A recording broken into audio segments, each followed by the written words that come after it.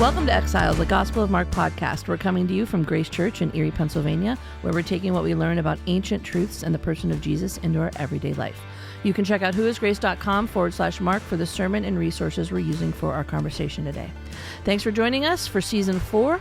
This section of Mark, the King's Narrow Path, we're following Jesus and his disciples as they turn south from the region of Galilee toward Jerusalem.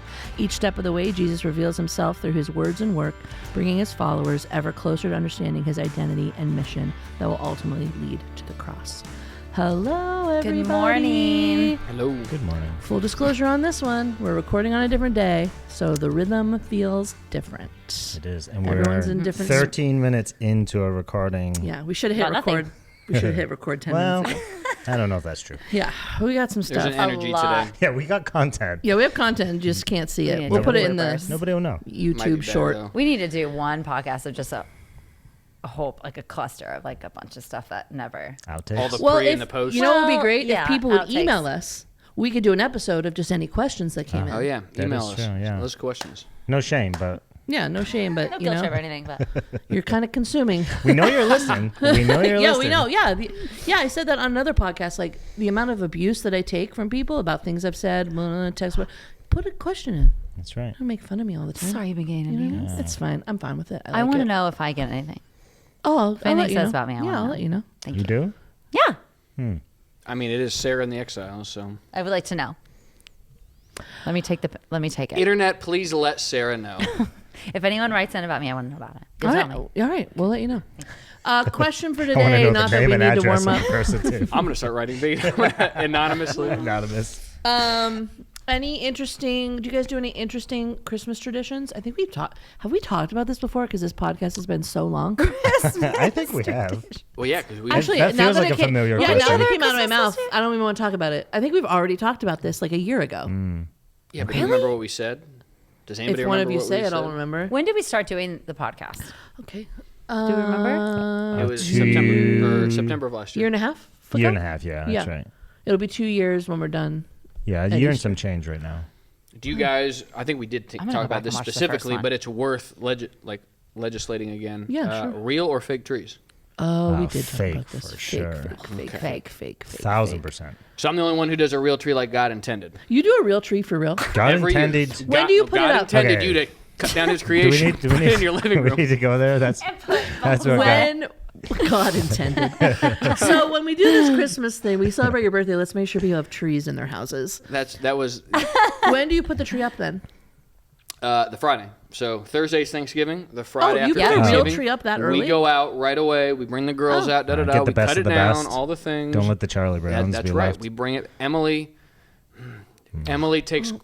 Make sure we find the perfect tree, no matter how far it is, no matter how large it is, no matter how difficult it is Sounds to like bring a out. loaded statement right there. Maybe you And should we get the think about- perfect tree. Thank God. Wow. Yeah. I'm all Yes. about removing Thank decisions the from my Lord. life. Thank Jesus. Yeah. Thank you, We God. did talk about this because this is when I told you that I kept mine decorated and I wrapped it in the Oh clear stuff. yeah. Do you know they sell those now? And I think of you every time I see one on Amazon on my You like wrapped a Amazon live thing. tree for It- the following year? No, we You put a wrapped. tree We have a bag around it. 9-footer, and I had this. I saw this idea last year or the year before. Something. This woman keeps her tree decorated. She wraps it real tight and like cleared, In saran wrap? Yeah, basically. basically, Okay. like industrial size. And Ben had it, and so we tried it. We fought the entire time. It was a total disaster. As God intended. We got because we were too far in, so we had to finish. So we finished it. We drug all the way down, and I brought this up once. Yeah. and we brought it up, and it was a disaster. And I'll I made never her do send it me a again. video of it. Oh. Yeah. So I there's think no about happy it a ending. lot. Like you undid it and it was no, all. I won't do it The whole again. thing came apart. I won't do it again. But they sell bags now that zip up around. Up It's around. not- it's- a fake tree, though, right? Yeah. Fake tree. Yes, Keep it thank all you. decorated. Okay, mean in a my head, this bag? is What do you still mean a a. bag? It's like a It looks to me. Yeah. I haven't seen one in real life, but it looks like a canvas-ish bag that like cinches at the bottom, and then you zip it up around your tree It and never just keep works your that tree. way. And the You would pa- have to be able to move your Yes. tree into a room Yes. without Oh. having to go down any But stairs. lifting it and so like carrying the it trunk, down. fake trunk is exposed, and there's like a bag around Yeah. everything you've decorated. So you don't have to redecorate every year. But how does things not? exactly. Exactly. They do. Right, that's what she's saying. Don't do it. Don't do it. Just find the family member in the household that likes to decorate the tree. So and there's let always them- one. Yeah, there's always one. Also, if you're just going to save what your tree looks like, glue the ornaments to the tree. Glue the ornaments to the Yeah. fake tree. What are we even doing? There you go. See, my ornament bin grows glue? every year. I know. Because Emily adds to. We as a family decide to Sound add like a to marriage it. podcast. Every- as God intended, as you say. Yeah. This is not a marriage I love podcast. decorating the tree. I think it's so fun. It's I a do whole not. That is not my thing. I will What? watch. you just sit and watch. Great job, guys. Do you let Little left. Do you let the boys just put them wherever Oh, and you leave yeah, them? for Like you sure, don't yeah. go back and fix it. We're all about self-expression, you know. Yeah, I don't Very fix taxes. sweet. You don't fix taxes either. The We girls, do they currently decorate? have a sled on our tree right now. If I do not see a picture of this, What do you mean a sled? Well, not like, one that you would put down by your fireplace Yeah. or something like that. A little, like, Oh, a little guy. Okay, yeah. but it's not supposed to be on the It's tree. hanging But it's on- physically Oh, on the it's tree. please, Oh, it's Steven, send a 100%. photo to I'll us. I send need to see this. I'll See, send a we photo. let the girls will just kind of have at it, Yeah. and they can only reach like the bottom half, Yeah. anyways. And then Emily will wait for it to be done, and then go back and fix it. She does. The artist in her That's has what to a have lot it of people all do. in the Yeah. right spot, Yeah. and even and Yeah. You're going to be careful. You're going to graduate to multiple trees. Oh, No, we no, we no, we no, Emily, have multiple. Do you have Hear me. multiple? No, no. Do you have multiple, little, Danielle? little tree for the girls' rooms. They can do whatever they want. We have a Yeah. tree on the 3-foot left tree. and right of our fireplace, right next to the big tree. Oh, But wow. they're It little didn't make any trees. sense to me, but I'm done. I've graduated from asking questions. I just bring this stuff up. You're And not Here's the captain goal of of your ship. Christmas. You just are making your house as cozy Yes. as possible. Thank you, Danielle. to Nicole's Yes. credit, our house feels real cozy Yeah. right Yeah. now. Yeah, It's I like love sitting we're- on the couch with the fireplace and like. that's All so the good. decor. Okay. When it should feel that when you put everything away, you go into a week of depression because your house feels cold and empty.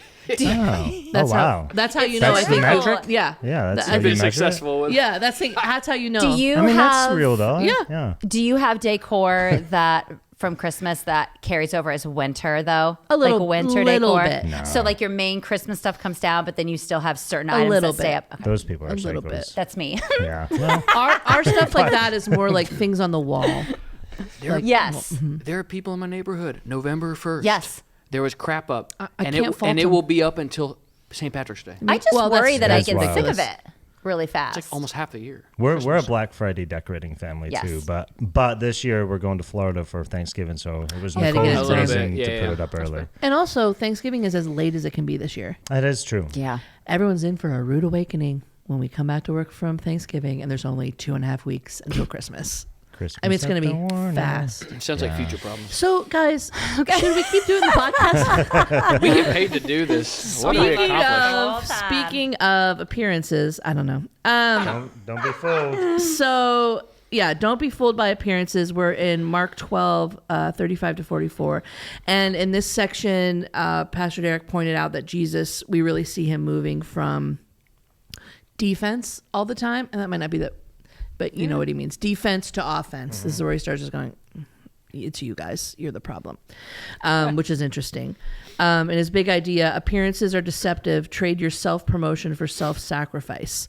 Any just jumping off thoughts? I'm just saying we need to do that 90s Christianity podcast that Oh, we I keep talking know. about. I know. It That's hit the me first thing I thought instantly about when when- they brought yes. When I was thinking that too, if I could go back in time, I would give Mark a subtitle of like something about having to do with the 90s, like what you learned. What you learned in you that. don't know anything. Yeah. you need to unknow what you think you know about Jesus. I remember when we were staying at Dick Page's funeral, and that's the first time I've been around hymns in a long time. Oh, really? I need to sit in comments more. Yeah. They're such beautiful singers. I just stood there with my eyes closed. It was just so beautiful. Mm-hmm. I could smell my hymn book in my head Oh, wow. from the 90s. Yeah, like, right? Yeah, you Yeah. can. 'Cause Those pages? Oh, my church There's that I an grew up aroma. in the 90s, it had Yeah. like that red orange carpet everywhere. Yeah, You know oh, what I'm yeah. talking about? Oh, In the yeah. in the Oh, yeah. pews. And we had the red hymn books on the back of the pews. And I remember, and I literally could Oh, feel it man. and smell Smells are it. memories. Yeah, yeah. Yeah. Shooey. Shooey. Shooey. Well, so 90s. well, good. I can work with that one to get to my point. Okay, great. Derek magic. talked at one point, and I think it was in this section about the Greeks and the Jews, right? And just their kind of their trains of thoughts, and the Jews are very much like, show me, like prove to me right now with something that you are the Messiah. Jesus didn't do that. The Greeks that Paul mentioned were very kind of like rationalistic, Yeah. logical in their heads, like prove to me, logically. Yeah. And then I think Derek said, Jesus chose not to step into either of those ways to prove himself, but he was kind of like, experience me, not my miracles, not my logic, like experience me. And then he kind of mentioned he has stories, and I have stories too, of people who have proved to me that Jesus, da-da-da-da-da, and like you go in these logical circles and you go as far as you can, and well, you can't prove the da-da-da, but then all of a sudden when they have an experience of Jesus, reading him in the Gospels, like, and understanding him for who he is, there's someone I'm kind of walking with right now, and I told him the same thing, and very logical. We kind of go back and forth with these arguments, all in good-natured, but I think at one point I stopped him. I was like, if you come to faith, if you come to trust Jesus, it's not going to be because you're going to be convinced. It's going to be because of a relationship, whether with Jesus or someone else. It's going to be an emotional reason, simply because you're so focused on the logical. So I just thought of that as Derek was kind of mentioning the different ways Jesus reveals himself to different people, logically, practically, relationally. I thought that was cool. Yeah, I think information can transform, but I think so often all it does is just simply inform. And I think that's where it falls short. So if it's a logical reason in an argument that you're going for, that's great. And it may actually impact your faith, but it's probably more so just going to inform your faith. But it's those experiences that are going to transform your faith. Because you can argue experiences. We do all the time, right? That's why we have different denominations. But experiences are harder to argue, right? From a logical standpoint, because podcast, right? the coughing podcast, the coughing episode. Sorry. Water? Just so that's my point. I think it has to be a both end.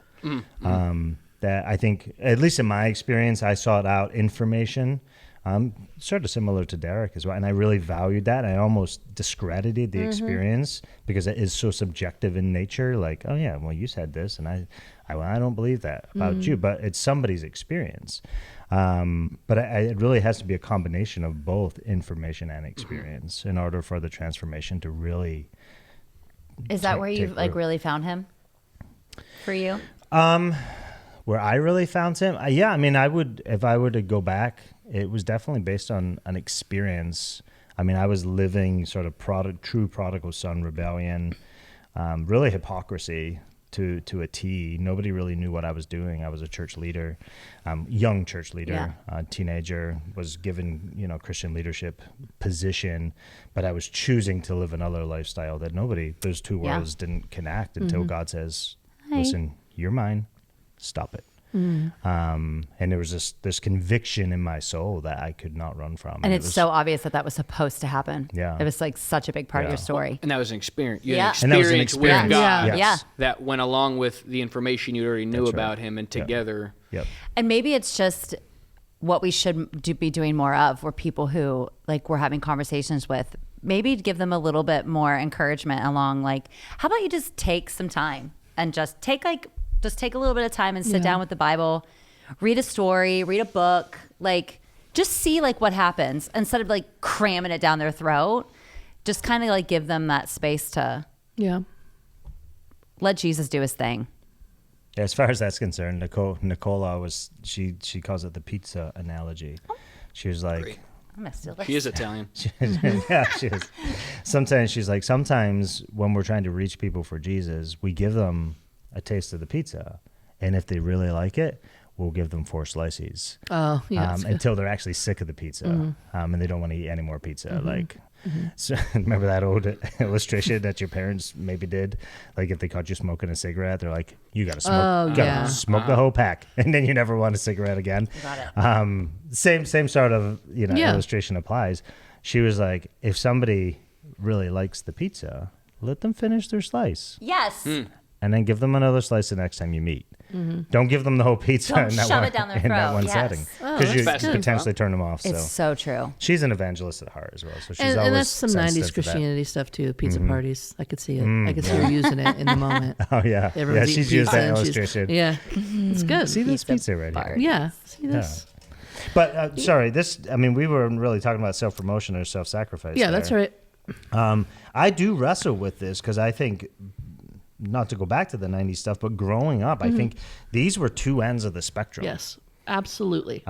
Within at least my experience of Christianity, that self-promotion was fine, and you actually used it for the advancement of the gospel, and you can see that in the megachurch movement, that it was God gave you these gifts, use them to promote, and people will ultimately end up at him.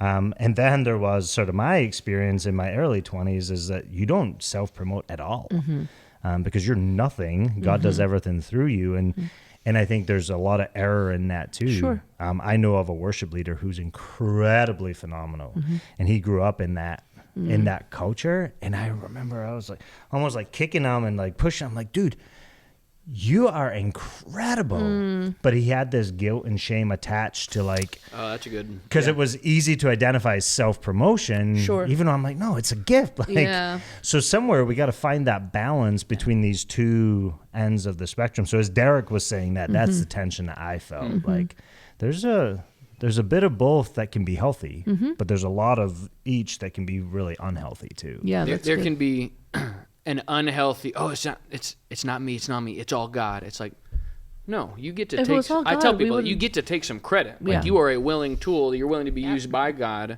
and to like. There's almost like is it Tim Keller who? There's like a twisted sense of pride in there. Yes. To even It's to be like like, false no, humility or yeah, something, false yeah. humility. Yeah. No, it's oh God, It's like, okay, shut up, like you be real. Choose the recordings. Yeah. It's true though. It's No, true. you're right. No, You're it's right. absolutely. Keep going. Yeah. Yeah.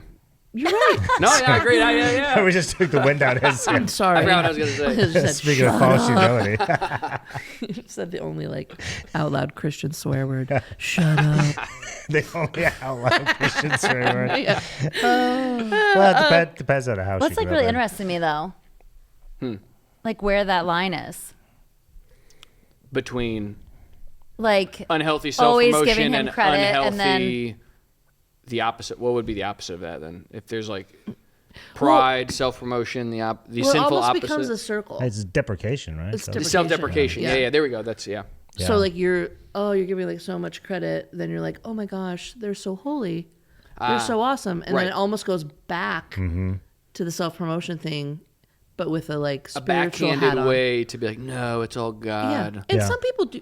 Some people say that genuinely, like it's God, like whatever. But So there's this concept that started to impact me in this issue to think a little bit differently, and it's the idea of working in partnership with God. yeah, And I Okay. think there's a real strong biblical argument that you can make for this. So I always grew up with it's God working through you. You know, if you're not attached to the vine, you can do nothing. Yeah. You know, all of those, like, we're useless apart from God. But then you look at all these incredibly successful people in the world. And again, those are earthly measures, but Yeah. you're like, those people are not useless.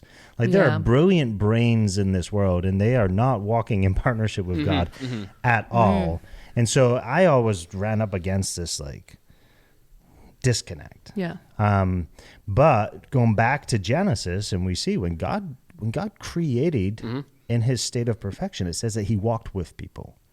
Like God's ultimate desire is to be with his people in partnership, right? And then when we talk about the culmination at the end of the age, we talk about this marriage ceremony, this, you know, two parties that were once divorced and disconnected coming together again. And again, working in partnership in this New Jerusalem reality. And so for me, when that idea of partnership, it began to really make sense. Yeah, there's things that God has to empower me to do because Of in my course. own self, I fall short. I need him to work at times. But that is the beautiful picture of marriage as well. Sometimes I need Nicole to pick Yeah, me up. sure. Sometimes she needs me to pick her up. But there is this real concept that God said, Sarah McCusker is going to be made this way. And if Sarah understands Sarah and taps into Sarah and walks in partnership with me in her redeemed state, then we're going to do this together. And I think that is where you find this balance between this self-promotion and self-sacrifice. Well, it's the easy answer. It's the easy button to go, oh, it's all God's plan. He's going to do it with or without me. I'm just and even maybe not practically, you can get to a place where you're like, well, it's not really up to me. Right. It's just going to be God. Yeah. But that's not what God calls us to. So He calls us to partner ultimately- with. We need to have some agency Yeah. in how we partner with Him. So ultimately, the thing that I'm going to say take credit for, but in a sense, is you ultimately get to make a choice. Well, if you can make If a you- choice whether or not you're going to follow him, surely you can There make a it choice. is. Like, so it's Yeah. like it's okay to take credit for the fact of I made a choice that I wanted to walk with Jesus instead of by myself. So like, do you understand what I'm trying to say? Am I making sense? Like, ultimately, yes, he is doing the work all through me, but I made a choice to follow him. So There's the words. It's not so much The the action. words. It's, I think, the heart posture. Yes. The heart posture says, I made a choice. Good for me. Look because what I did. Okay, yes. I made a choice because God revealed Yes. Himself to me, and now He empowers me, and I'm choosing to walk with Him and like impact the world and live on mission Thank and be you a for part of finding- His thank you. story. Yes. If that's the heart posture, by all means, you're taking credit. Yeah. Should also end up with God's credit. Okay. Because He's the one who calls and equips. Yeah. And Yes. Okay. And it's just real sense what you're saying. I'm going to do something with what God gave me. Yes. correct. God gave me this Yes. brain, this personality, and I'm going to now make the choice to use it for His kingdom and His He's glory. revealed His call for me, and I'm going to choose to step into that. Because tomorrow I can choose not to. I mean, Again, I with believe I'm marriage. still saved in that moment, but I can choose to be lazy in my giftedness. Oh yeah, of course. And just use it to serve self. Mm-hmm. But I can also say, and that doesn't take it away from me. It doesn't go away. I can still draw. I'm still creative. I'm still, Yeah. my brain still works in that way. But today I'm making this choice to recognize that God gave me this, and I'm going to partner with Him because that's His desire for the advancement of His kingdom. He is that good and that worthy and that beautiful and that glorious that you, of your own volition, make a choice to partner with Him Yes. and use what He's given you. That does inherently circle back to giving Yeah. credit to 100%. God. Yeah. Yep. That was good. Yeah. So we talk about there's some other. We're really talking about everything. Jesus is the ultimate proof of the truth of Christianity. Spiritual imposters will incur God's wrath. We're kind of getting into that. And the kingdom of God is built on small acts of total surrender. And the point that stuck out to me in these sections that I like to talk about is just the contrast between those that like talk a big game and there's like nothing behind it. That's really what he's pointing out to them in that moment. But just thoughts about that. If you felt like you've done that or you've noticed that, the damage that can do. Yeah, I mean, I connect with the second point because it's definitely part of my story. There was not just imposter syndrome in my life. I mean, it was a true reality for a long time. Yeah. Until by the grace of God, he grabbed me and Yeah. shook me up. I mean, Yeah. it was literally by the conviction of the Holy Spirit alone. Nobody else was speaking into my life. Nobody was either prepared to or knew to. Did you just almost feel like you just cannot ignore it anymore? Oh, yeah. I mean, Oh. I fought it probably solidly for about 6 months. It literally consumed consumed you. Yeah, It's wild. I just finished leading a Bible study in my, at the time I was in Scotland in the lead pastor's house. It was a youth Bible study. And all the youth had left. Yeah. And I found myself like, I don't He's want to like, say "This is it." supernaturally stuck to the chair, but I wasn't going anywhere. Like stuck I there. wasn't Yeah. moving. And he came into the room and he was like, "Are you okay?" No. I didn't even answer the question. I was just like, bleh, like, because it was so consuming. I Yeah. had to tell You someone. cannot fight it. Like Scripture You says, can, there's but- nowhere that you can run from the presence of God. Like if you're truly His, Yeah. you know. Yeah. Oh, yeah. And Well, I think we've all felt And that. on some sometimes level, it's yeah. just as hard when you do surrender and then you're still dealing with the conviction because Oh, for sure. you're waiting for the turnaround and you're like, I'm ready, let's do this. But his own timing is his timing. It's always perfect. But even that's a struggle too. Like once you've dumped it, you're like wanting so badly to like shift. Yeah, But it it's- doesn't happen super fast. It's points like this. Yeah. Spiritual Yeah. imposters will incur God's wrath that at times, unless you've worked through it, like that, maybe 10 years ago, maybe 12 years ago, that would have sent me back. Like not to the act of, but to the guilt of, to the shame of. Sure. Because what you have to wrestle with for the rest of your life, and I still have to wrestle with this, like there are people because of my choices that have either walked away from the faith or when they think of Stephen, they don't think of Stephen as even though, we're talking 20 years removed at this point, but they don't think of him as a good representative of faith or Jesus, this perfect person who came to redeem and restore, because that was the last thing that I did in my seasons of hypocrisy. And that's the stuff that it will never go away. But it should motivate you to a greater sense of holiness at this point. And in actual fact, I mean, the glimmers of hope is that it will never send me back there. Yeah. Because you can't go back. When you know the damage that you've done in somebody's life, you're like, I don't ever want to do that again. There's people in my 20s that I don't see anymore. And that's the version of me. Yeah. That they will know. That's it. That's all they know. And unless they've taken the time, whether it's social media or talking with other people, and that haunts me. I'm like, that's all they got. Haunt is a good word.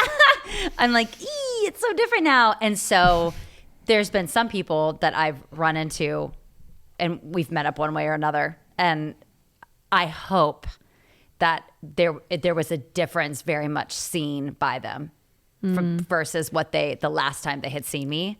Sure. That's real. And I imagine there's people listening to this like relating hardcore to what you guys are saying.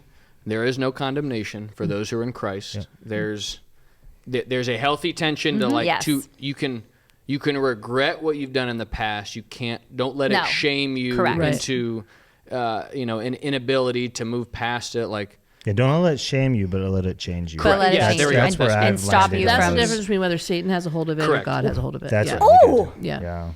Excuse me. Rob, get those that was hallelujah. Wow. We'll talk about that later. Yeah. So I will say, even so, the spiritual imposters thing. This is so as a pastor, and I don't know if you can. I'm assuming you can relate, Stephen. Like getting up on Sunday. Boy, there are Sundays where either I'm not, best case scenario, I'm not feeling it today. Worst case scenario, I'm walking through something personally in my parenting, in my marriage, I remember before my first Easter doing stuff. What was it? Emily had this, she had like a doctor's appointment, but it was like there was some trouble paying for something. I don't know. And in any case, I sent off a not super great email, and emails, we all know how emails land. Emails the tone wasn't even good though, so it was not strong worded. The tone was obvious. It was. But I'm like a new pastor at Great. Like only for 3 months I had been a pastor. Did they show up at Harvard? And he responded, and he's like da da da da. He's like, and I had put something like, I know where to recommend people not to go. Like it was, guys, it was not good. Oh boy. And he responded with, he was pretty gracious. And they said, and I have a recommendation too of where people not to go. Like, the conviction I felt in that moment, that was Easter week of my first Easter, and I was like, yikes. Hi, I'm Nick. I'm the site pastor. I went into Scott, and I'm like, dude, I suck. Like, this is blah, blah, blah. And he was like, he talked me through it. But so this imposter thing, I feel that hardcore because I got to get up and lead and shepherd, and I am not perfect in any way, shape, or form. So this is... I think I'm in a healthy place with this truth because it should weigh on me. Like if, being a spiritual imposter will incur the wrath of God. I need to be a good example, not a perfect example, but a good example to my flock. But yeah, I mean, at least every couple weeks I wrestle with this. Being transparent about that though too is, I think that makes more of an impact than you think. Because you're right. And I think in a sense, people from the congregation or beyond, as a pastor, they have this thing where every pastor is perfect and that they live these perfect lives and things like that. So it actually is very relatable when you share those stories. So yeah, that's good. Thank you for being transparent about that because I know that's not Yeah, and I think good advice, hopefully, to any Christian leader, spiritual leader, is to not try to hide that vulnerability or that place, but to actually live or preach or communicate through it, to lead through it. Because God again, if we believe in the providence of God, God actually wants to use that. Yeah. That Yes. feeling, that emotion, that imposter syndrome, if you will, to connect with someone for the sake of his kingdom. And I remember walking into hospital visits. I'm 22 years old. I'm a lead pastor. And I use this illustration often just because I remember just feeling so overwhelmed. Like, I'm going to go visit somebody who was in Vietnam. I'm 22, Scottish, like totally removed all points of context and reference. Haven't experienced any level of suffering, and this guy's dying from Agent Orange. Oh my goodness. Like, What am I supposed to do with this? what am I going to say to this guy? Like, How do you not feel like an imposter walking into that? Like, God loves you. Yeah. Like, you know, and I always remember that, like, sitting in the parking lot going, okay, God. Like, and it's that moment, like, do you suppress that? Do you try and pretend that you're something else? Do you try and pretend, like, or do you embrace that vulnerability, that weakness, and you buddy up with God and you go, okay, we're going in together, you know? Yeah. And what happened? I probably crashed and burned, honestly. I don't know. Biffed it. But it was those were posturing. always feeling like an imposter. It was hospital visits for me for makes the sense. longest Shoo. time. That makes sense. Because I feel like I That's a tough I had space. no life experience to speak into. But even if, so it's kind of like maybe what I said earlier. It's not so much the outcome; it's the heart posture. Yeah. Like, even if you, Yeah. when you inevitably do screw things up, are you coming at it from a heart posture of hide this thing, don't let people see it, don't let them know who I really am, or are you walking into it vulnerably, like you're saying? Yep. You learn. can still be a screw up. Yeah. That's not an imposter. Yeah. You're a screw up who's changed by the grace of God. And there's I a huge really, difference. I believe on a macro scale.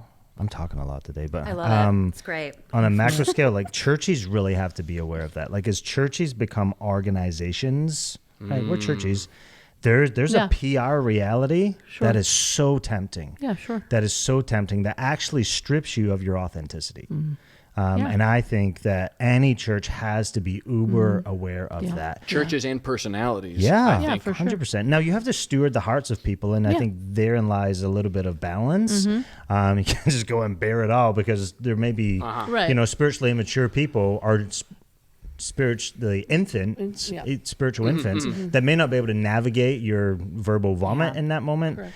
But when stewardship just simply becomes PR, Yeah. there's an Dangerous. imposter That's no good. reality that we need to be aware of, Yeah, guys. it's Like, no good. And they're the evangelical world is littered with stories of oh yes, people becoming imposters, Yeah. hiding, Isolating, and so Derek's, one of his main, obviously, premises is teaching what really was behind this story of the widow's mite. And I thought it was interesting how and I was surprised that but just really called out how this has been weaponized.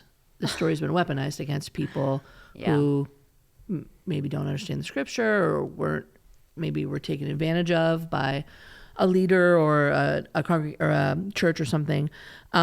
So I think it was cool that he talked about giving, and I thought we could just all go down like the 5, and maybe you guys pick out what stuck out to you. So 5 things. So 5 things that giving is not. Giving is not transactional. It is not member dues. It is not a means to gain influence. It's not a strategy to combat wealth guilt. And it is not to pacify God.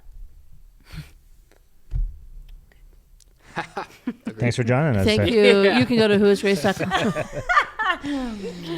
So this is even this was well timed. So we're actually we are, amongst everything else we're reimagining right now, we also are reimagining not so much our posture of stewardship here at Grace, but how we teach and communicate that in a variety of different ways. So we're kind of looking at that, and I can see some of what we talked about in those meetings coming out here, because it's so easy to retreat to one of these kind of tenets and say, well, your giving is just to, blah, blah, blah, blah, blah.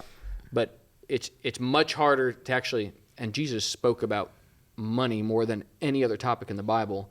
It's much harder to present a full-bodied view of how Jesus and how the Bible describes our relationship to money than it is to just kind of pick the one or two that we feel. It's easier just to retreat to those couple of tenets. Yeah. And even here, I think Derek does a great job kind of literally throwing out 5 of those tenets that our generosity is not. Yeah.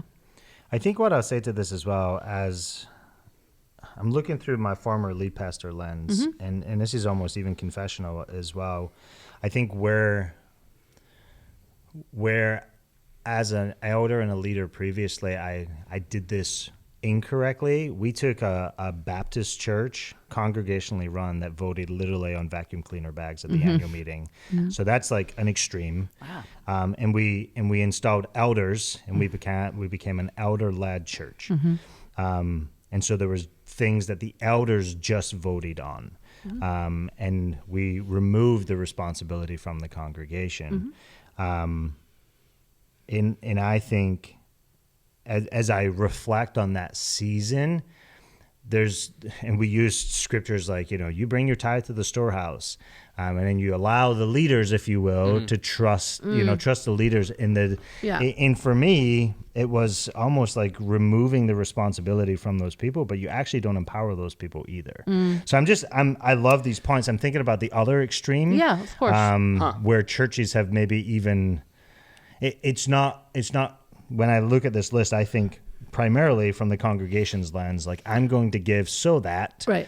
But I think in the same respect, because we're talking about spiritual leaders here, that the spiritual leaders can make you feel guilty about this sort of stuff. But this is actually their motive too. Yeah. So I guess if that makes sense, it totally I think does. as a leader, we need to be aware of this list, as well as a congregation member, we need to be aware of this list. Yes. And then a follow-up on that, I think there is, and Derek's talked about this before in other settings, but this unwritten social contract that exists in churches, that because I give, or even not even because I give, but because I choose you as my church, here are the things I'm never going to tell you about, but I'm going to expect as a result of. Which brand of vacuum cleaner bags that we should have at church. Or like I get to dictate because I give. Or you should preach to me for 30 minutes and I should hear it and leave. Yeah. Versus but if it's 40 minutes 2 weeks in a row. Or don't ask me questions, or don't ask me to Don't expect anything more. Think about it myself. Like there's a lot. I mean, it's yeah. Even just anyway. A means to gain influence. So I think, back in the day when everything was dedicated to. I've seen that. I think we've done a good. Yeah. We've made a good shift from that. The church that I was at, I mean, every single pew had a plaque. Oh yeah, and it was a means to raise money, but I think the collateral of that was that now this person. The intention might have been good, but now all of a sudden it becomes twisted. Yep.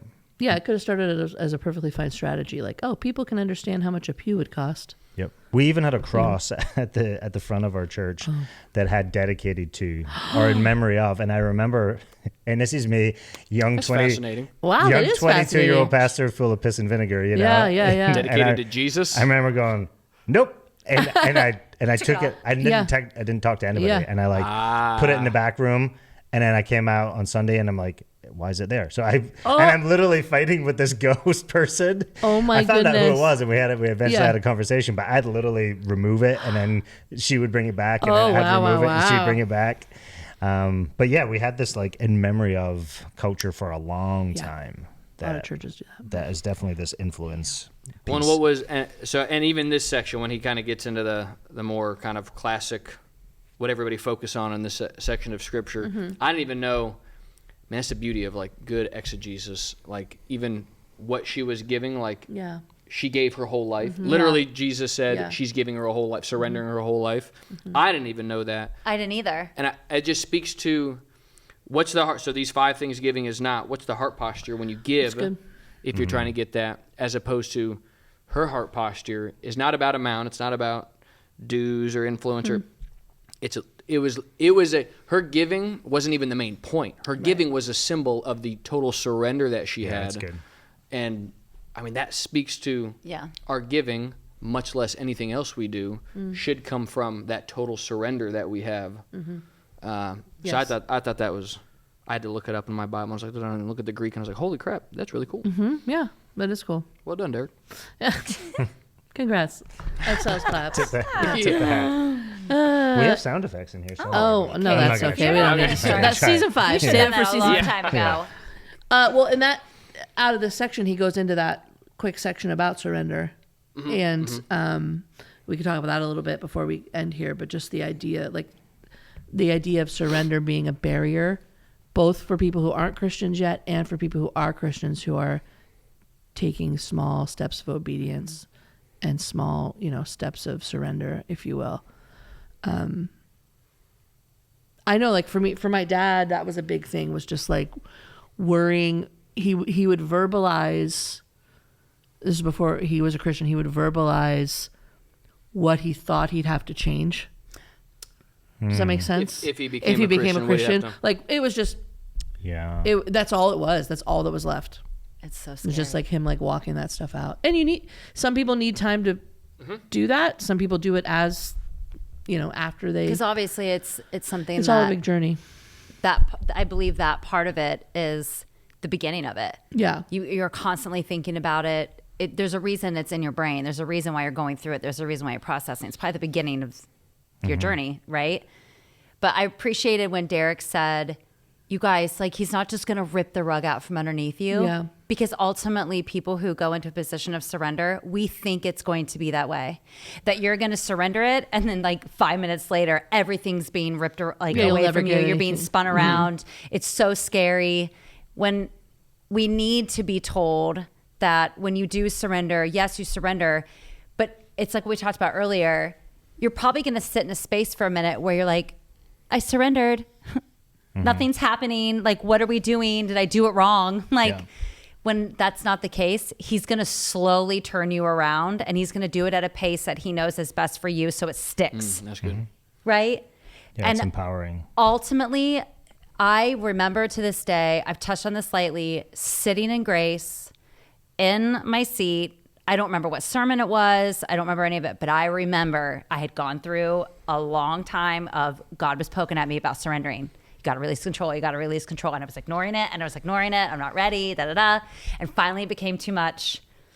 And it was like this burst. Like, I just let it all go, but it wasn't immediate. Like, it took its own like journey. But I look back now, it's not as slow as you think, but it's exactly the pace that you need it for you true. as a person. And it's So don't be afraid. and it's not I don't want to vilify wrestling with it either. Like Right. even like you wrestling and Yeah. like even that or like your dad, like this is Yeah. what Jesus says, count the cost. Yeah.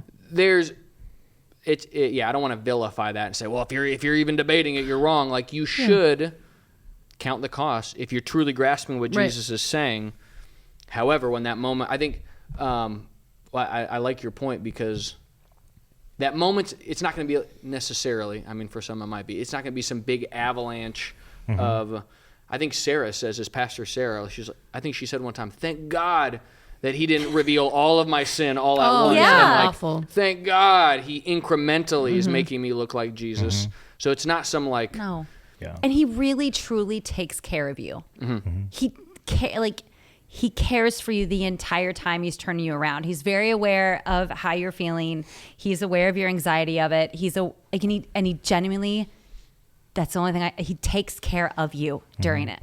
Yeah. You But will you do be have to- okay. Like, you do have to take that leap. You though. do. At some point, you've You counted do. enough, homie. It's time to Yeah. like. but if you're doing jump it or because not. you're afraid, don't be afraid. I know Yeah. it sounds so cliche, but truly, he's going to take care of you through it. Yeah. You Embrace- will be all right. I'd say embrace. I mean, it's a win that change will occur. Yes. Let's not get lost in the fact that change is going to occur. Yes. Because Yes. change is going to occur, and then you see the mountain behind you, and you're like, Yeah. well, there's a lot to change. Yeah. But I think what's helpful for us to understand is that behavioral change will not impact or really inform our belief. Yeah. But our belief will impact or inform our Say behavioral it again. change. I don't know if I can. The behavioral changes, if they supersede the belief, it won't necessarily constitute The belief will. the belief that you have at the end of the day. But if you believe first, you bet your bottom dollar that gotcha. behavioral change will come. And that's the point. Jesus wants to meet with you. Yes. When you meet, any good relationship will transform you. Yeah. The best relationship, the relationship we have with Jesus, will definitely transform you. That's why they say don't surround yourself with fools, right? Surround yourself with wise people. If you surround yourself with fools, you'll be foolish. Surround yourself with wise people, you'll walk in a path of wisdom. Surround yourself with Jesus. He's going to move you towards righteousness.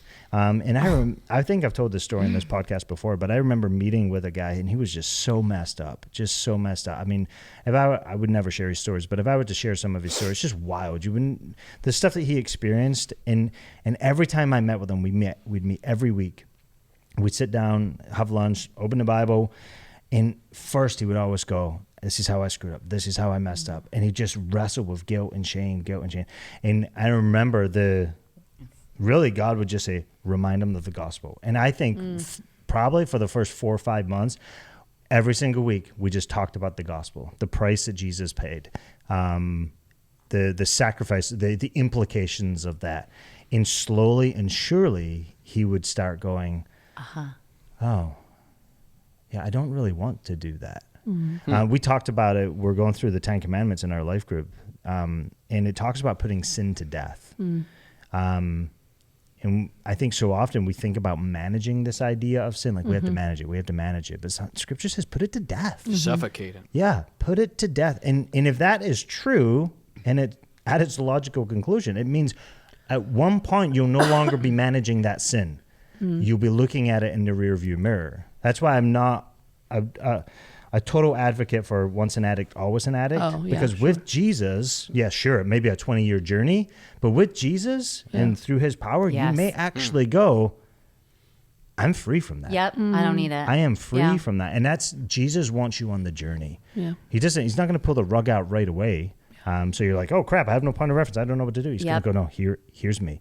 Here's who I am. And he keeps showing himself. Yeah, he keeps showing up. And that's where life transformation and those moments you can't, it's really hard to go back because those moments keep you going because there's such amen moments. Those moments, this moment of surrender typified by the widow right here is not that first moment with Jesus. This is, if you're a Christian, you're not off the hook. Like there are numerous moments you're going to have to surrender again, control again. Yep. But Jesus will meet you. Yep. He will walk keep with doing you. it. Bit by bit, you'll look more like him.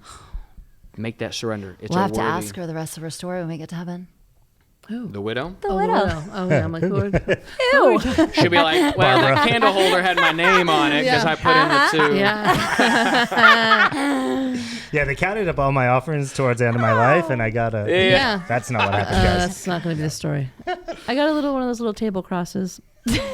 Okay. Some Scottish guy removed it. he kept removing it, so my ghost had to keep putting it back.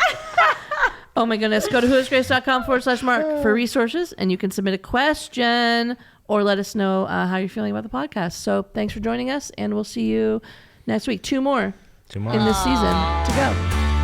Adios.